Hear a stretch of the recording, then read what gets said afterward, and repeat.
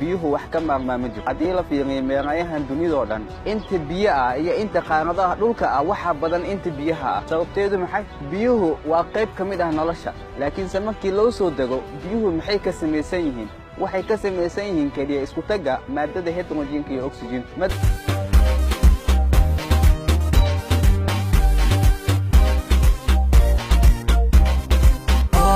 Miss Africa, Africa, Africa, Africa. Oh, Miss Africa, oh yeah, like me. Oh, Miss Africa, Africa, Africa, Africa.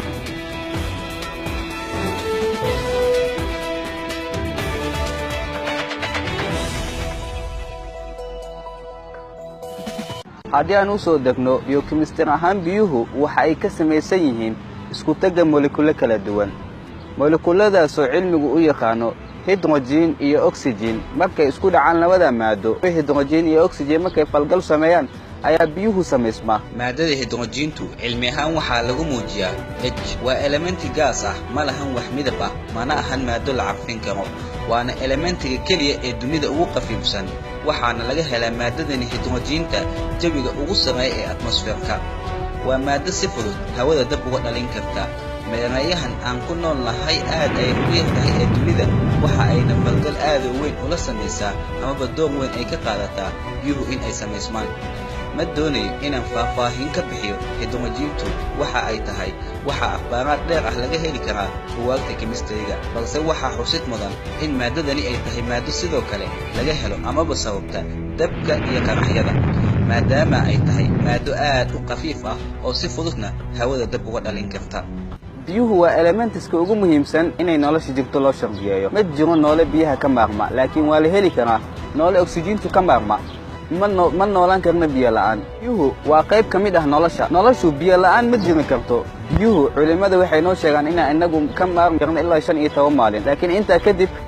ma noolaan karna biyo la'aan taadanadeedii biyuhu wax ka maarmaa oxygentu waa gaaska kaliya maanta nolosheenu ay ku tiigsan tahay waana elementiga kaliya dunida sida aadka nooluhu ugu baahan yahay waxaana cilmi ahaan loo muujiyaa waxaana maadadani markii ugu horreysay soo helay qabiir u dhashay dalka Ingiriiska ee magaciisu yahay Priestley waxaana helitaanka maadadani oxygenta kadib farxad iyo guul ay u noqotay cilmiga chemistry-ga waxaana taariikhda laga tirtiray theory Phlogistian oo ahaa theory loo haystay in uu sax ahaa markiisii hore waxaana la ogaaday haddii aan la heli lahayn maadadani oxygenta theory-gani cilmiga chemistry-ga inuu u horseedi lahaa jid khaldan waxayna guushani sababtay in theory-gii hore taariikhdaba laga tirtiro waxaana farxad iyo guul ay u noqotay horumar in cilmigu uu kabco uuna soo gaaro heerkani biyuhu waa elementiska ugu muhiimsan inay nolosha jirto loo shardiyeeyo ma jiro noole biyaha ka maarma laakiin waa la heli karaa noole oxygentu ka maarma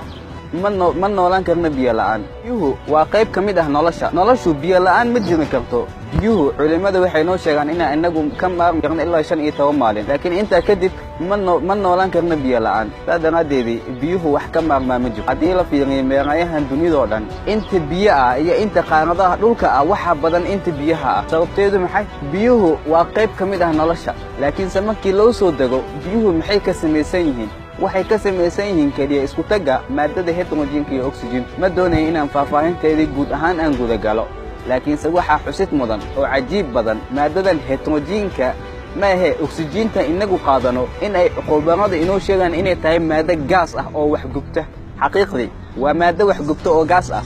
laakiin sidee macquul ku noqotay in maadadani wax gubtay aanay jirkeena u gubi karin waa su'aal qobarada dood badan ka dhaxdaliyana dhanka kale waxa cajiib ah labadani maado ay hydrogen iyo oxygentu halka ay ku kulmaan in ay biyo ka samaysmayaan biyahani aan isticmaalno waxa asal u ah amaba ay ka samaysmeen hawo una ahaantii waana awood iyo cilmi iyo xigmada weyn ee Allah subhanahu wa ta'ala biyahani oo ah mid nolosheena jiritaankeena shardi u ah Allah subhanahu wa ta'ala waxa uu sidoo kale inoogu soo dhaxsaaraya isku taga laba elementi oo waliba gas ah waxaana sidoo kale xusid mudan isku tagani labadani maado waxa dhexdoodii atomyada celisa awood aad weyn oo loo yaqaan covalent bond waana xikmad iyo cilmi iyo mahad inay u sugnaan Allah subhanahu wa ta'ala sida dhameystiran ee noloshani inoo siiyay naguna arsaaqay aayad kamid ah aayadaha Qur'aanka alla weyne waxa uu ku leeyahay marka uu ka hadlay asalka abuurka noolaha oo idil الله خلق كل دابة من ماء فمنهم من يمشي على بطنه ومنهم من يمشي على رجلين ومنهم من يمشي على 4 يخلق الله ما يشاء إن الله على كل شيء قدير